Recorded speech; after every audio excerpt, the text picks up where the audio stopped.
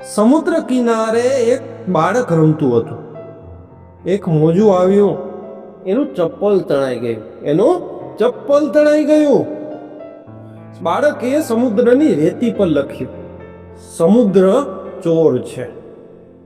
થોડે દૂર માછીમારો દરિયો ખેડીને માછલીઓ પકડી લાવ્યા હતા. માછીમારોએ સમુદ્રની રેતી પર લખ્યું, સમુદ્ર અમારો પાલનહાર છે. એક માનો દીકરો સમુદ્રમાં ડૂબીને મરી ગયો. એ રેતી પર લખ્યું, સમુદ્ર મારા પુત્રનો હત્યારો છે.